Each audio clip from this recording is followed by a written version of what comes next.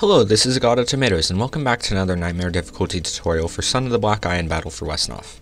To start, you're going to capture the 2 villages near your keep with your crossbowmen, and recruit an archer in the top of your keep and recall your archer on the other top slot of your keep. With the remaining 2 slots, recruit 2 grunts. Send all of them except your leader north along the edge of the forest and recall your pillager. On the next turn, recall your goblin knight. Continue sending all your units northeast, but make sure to avoid the enemy zone of controls. Also, recruit 4 grunts. On the next turn, start running towards the trolls with your leader and block the enemies from reaching him with your grunts. Try to place them on force and don't attack. At the same time, continue moving your vanguard along the edge of the tundra moving eastward. The majority of the enemies should be drawn towards your leader and grunts, allowing you to slow them down a bunch. Make sure to retreat towards the snow with your leader though, otherwise the dwarves will slaughter him. If any units attack your vanguard, try to feed the XP into the archer that's nearly leveled up from scenario 2. On the next turn, move your vanguard out from the tundra towards the forest above the dwarf leader. The trolls will buy you a few extra turns, although be careful not to let Gru kill himself. If you need to use some of the vanguard to go back and protect him, use the grunts. On turn 8, bait the dwarf leader with your goblin knight, or one of the crossbowmen, and place your archers and wolves in range of the bait. Blemmicker usually dies around this point, but it's good character development for Gru, so don't waste resources trying to stop it. Once the dwarf leader is in range, use your pillager to slow him and surround him with your archers. If there's a thunderer near him, try to kill it first with your grunts, knight, and an archer. If left alive, it can turn a 0% chance of any units dying into a 50 to 60% chance. On turn 10, you should be able to kill the enemy leader or close to it.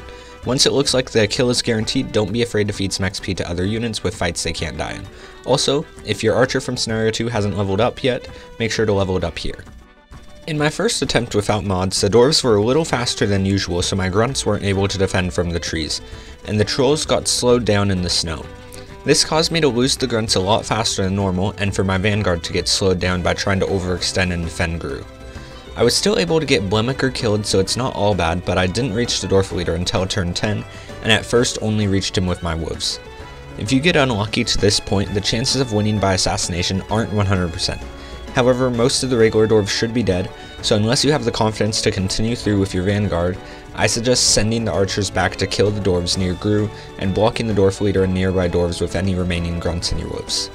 The next turn you'll be able to bait the leader and surround him for high damage is turn 14 or turn 15. In my second unmodded attempt, thanks to having got my second archer leveled up already in the previous scenario, I was able to focus on leveling up a third archer as my vanguard traveled towards the dwarf leader. By the way, the reason I don't recruit all my units immediately at the start is to save gold, since on 2 out of my 3 runs I barely had enough gold to recruit all the units I needed. Also, I noticed the dwarves weren't going for my leader for some reason at the start, so I tried pushing him forward a turn early to get their attention. I think it might have been because I had another level 2 in the vanguard, but I'm not certain, so if this happens to you, try using only 1 crossbowman and 2 archers and see if that fixes it. I decided to roll with it, so I ended up having to waste a turn retreating my vanguard north in order to get the dwarves to go after my leader and the trolls. Because I was a bit behind and Gru was surrounded, I decided to not bait the enemy leader and instead slow him with my pillager. The enemy leader ran away though, so it didn't really save any time. Also, in my case, I already had 3 crossbowmen, so at the end I just fed the extra XP into my goblin knight. If you're using the mod list though, I suggest feeding the extra XP into the pillager instead in this situation. Normally I would have ended it there, but since there is a different way to beat this scenario, I decided to dedicate 1 extra attempt to showcasing how to effectively run away. It isn't possible without a large dependency on RNG to beat the dwarf leader head on in this scenario, so if you don't assassinate him, or you didn't do scenario 2 for the extra units needed to assassinate him, here's how you can run away. You'll start by capturing the nearby villages just like usual, but on your first and second turn you'll recruit a total of 7 grunts and recall your pillager instead of making an elite unit.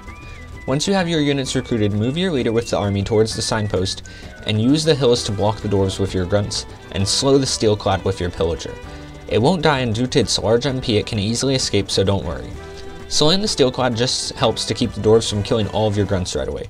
If it gets completely surrounded, kill some of the nearby units with your grunts, and if you see the opportunity, kill the steelclad. Make sure not to retreat into the snow with your leader though, otherwise you won't make it before the trolls kill themselves. Once your leader is a good distance away, it simply becomes a game of holding off the dwarves for long enough with your grunts, and pouring XP into them in your archer. Try to get at least 1 grunt near or 2 level 2. The main downside to this strategy is that when you run away, you won't get the bonus gold you need for next scenario. It isn't impossible to beat scenario 4 without the extra gold, but it requires a reliance on RNG in Nightmare Mode, and at this point you're quite behind in terms of leveled up units. If this was helpful to you, please make sure to leave a like and subscribe so I know to make more content like this.